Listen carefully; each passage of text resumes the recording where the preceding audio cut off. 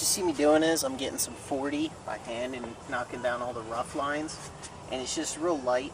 I'm not shaping with it or nothing. I'm just trying to get all the light crap out, because the 80 will take this all out. Yeah. Do the heavy work with the 80 because that's what I'm going to sand my finish coat with.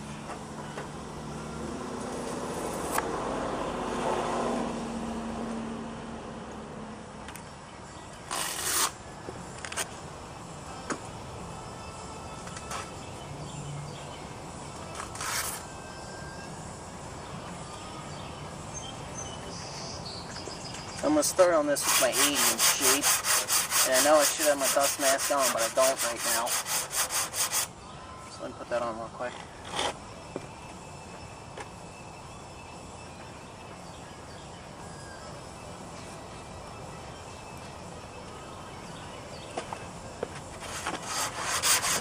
Okay, I'm going to shape. See, I'm sanding with the shape of the fender as I'm doing this, so it goes. So the mud work goes like this. If I were going like this the whole time, it wouldn't really shape that well, the plastic. I'm going this way, and it's making the shape of the fender.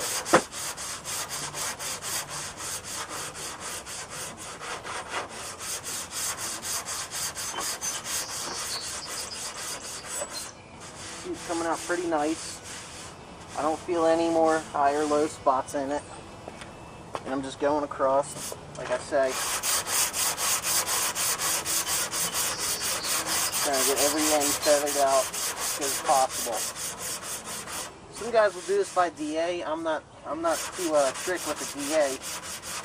I mean, I'll pass over this with 180 on my DA, but I won't try and sheet filler with my DA. I'm not that very good with it. I always like doing it by hand. That's how I was taught.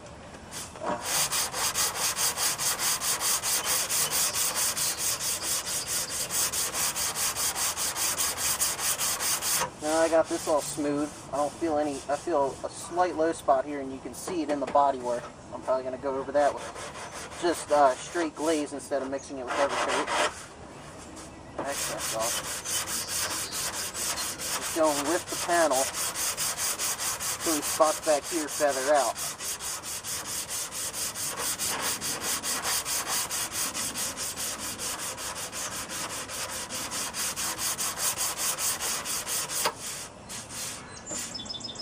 Cleaning up pretty easy.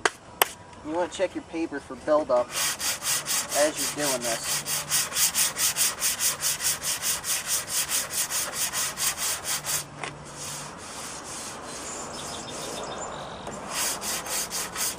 And if you see metal start popping up, just feel it, and if it feels like it's actually outward, then it's something to worry about. If not, then you have no problem with it. This stuff, you don't have to have it the bare metal for it to stick. It will stick to 80 and 40 grit marks in sanded paint, and it won't peel up. I've done this, I did this to a car. I didn't do the fender, I did the quarter panel, and I had some of it on the sanded paint, and it lasted. It's been 3 years, and I don't see anything showing up,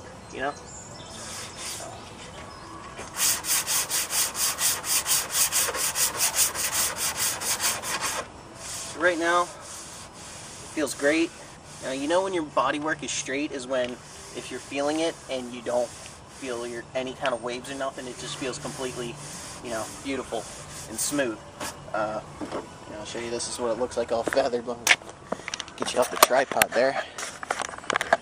I'm spinning you out of this little, I wish it was just like a push on. I could take it off easy. It's not. So you see here, I gotta feather it here a little bit more, but it's coming out easy. Shaped pretty nice, and you can see the X's. I don't know if you can see them from the camera. I can't tell from the screen because of the light, but you can see my X marks in the bodywork. I'm gonna do this too with some 80. I'm gonna get it real nice and straight. I can feel in the mud bark that there's nothing really there yet, so I'll be back after I get them smoothed out. And then the next step will be setting this up for primer. Thanks for watching, guys. Alright, now let's say I'm working still at a production collision shop where body man just got done with this, and it's over in my bay now, the prepper. Now they should have their body work finished with 180. Now what I would do is, before anything, not because they're bad guys, but just in case, check their work. Make sure it's straight, smooth, there's no ripples, no waves. Look at the body work itself for pinholes or anything, or screw-ups in the finish. I don't see too many. I don't see any pinholes down here. So what we're going to do is we're going to prep it with 320. And I don't really touch the mud work with 320. I'll sand around it and feather everything out like the 180 marks. I'll probably give it a light pass with the 320 just to get anything out. Bring it nice and dull.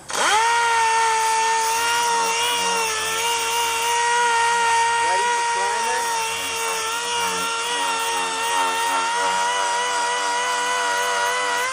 And like one thing is, I had a chip right here. If you see any chips or something in the paint and it's near the area where you're priming, go ahead, feather it out, so it gets primer on it.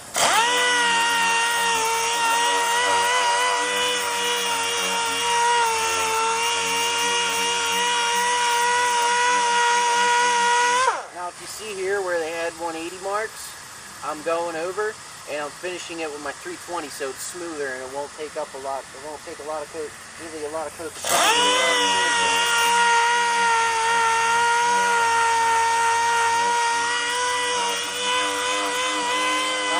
I'm gonna pass over the body work and just give it a finish. Check it, because 320 can screw up body work. I've done it. What I like to do is I'll take it off and I'll finish this by hand since it's a shaped area. I'll take the 320 off the pad, I'll fold it, and I'll go like this.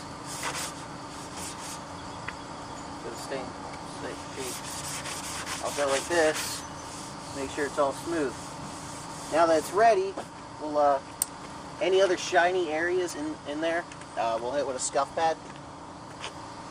I recommend you use a red because that is what will stick to the primer the best.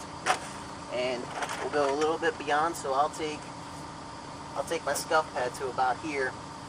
So when I do my coats, if I missed anything with the 320, this is already dull. Primer will stick to it. I gotta take this pinstripe off more.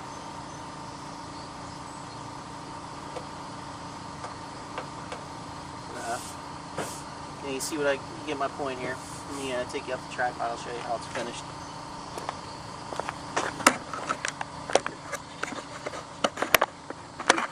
Gotta spin you out of there, hang on.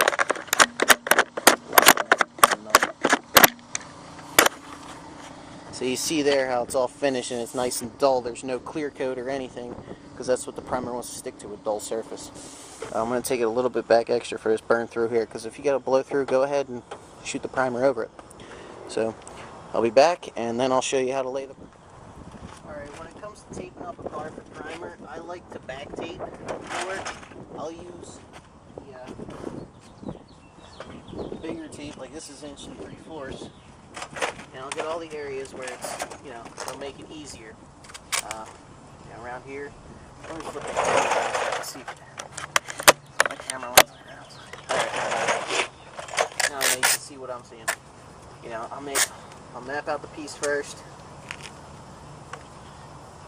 I'll stick it inside. And this always makes it easier on anyone. Is back taping. I like the back tape. There's some guys that don't. They're just too lazy. They don't like wasting the materials.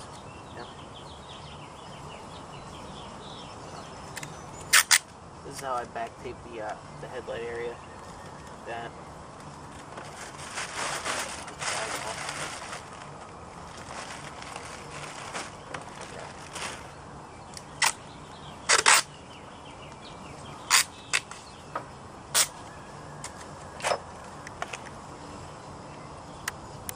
I'm going to let this flop down a little bit because inside here I do have some sanding scratches and some bare steel exposed. That's where I want the primer to get in. Fill.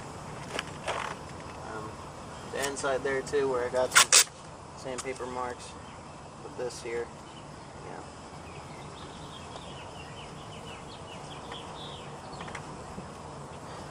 then let me get you in the angle of this fender line here, so I'll show you how much a trick I do with sometimes when there's an area that's straight and inside, how I tape it. Alright, like I said, I was going to show you my trick. What I'm going to do inside here is I'm going to back tape it also.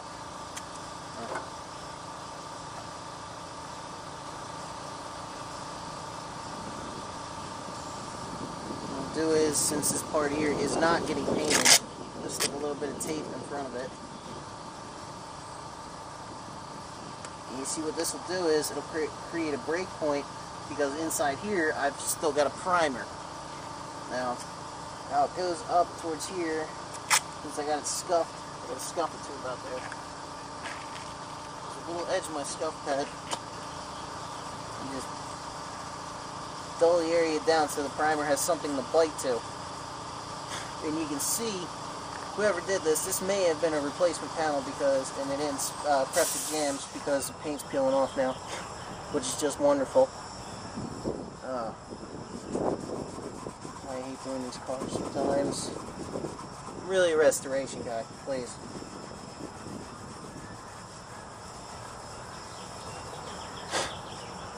So, now I got that prepped. I'm going to roll the edge. I'm going to take this all the way to the end since it's empty anyway now. I'm out of tape. I gotta go grab another roll.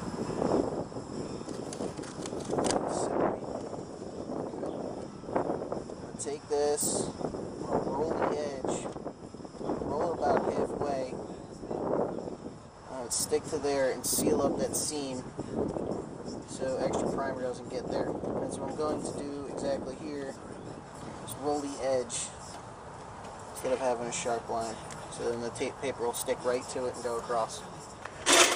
Your first coat of primer is going to be pretty light, like you're going to see through it, and it's going to go a little bit beyond your bodywork. Like I brought it to here, and it didn't go all the way to here, because then the overspray will feather out easy. This is the first coat now, and you'll be able to see if there's any pinholes or any more scratches that you got to pay attention to. So right now I don't see much. I see two 80 marks right here, but that's about it. So I'll be back. If you're going to do 3 full coats, that's what I'm going to do. I'm going to bring each coat in, like this is the first coat here. Second coat's going to be there. Third coat there. Then I'm probably going to do a 4th coat anyway, so it'll be to the bodywork last. So, there you go guys, I'll be back in a little bit to show you afterward. And this is how it should all look after 3 coats of primer. You won't see anything. It's fairly smooth.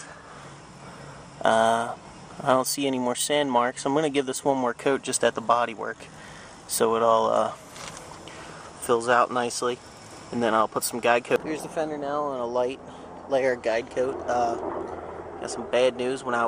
After I got done priming, I was cleaning up. I had a bug land in this, so screwed it all up. I hope that'll sand out. If not, I'll just sand it and reprime it. But you know, so far so good.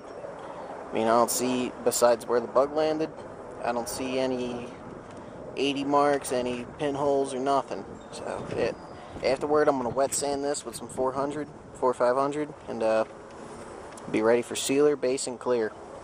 That'll be next. So there you go guys. Wait until part 3, I believe. Yeah.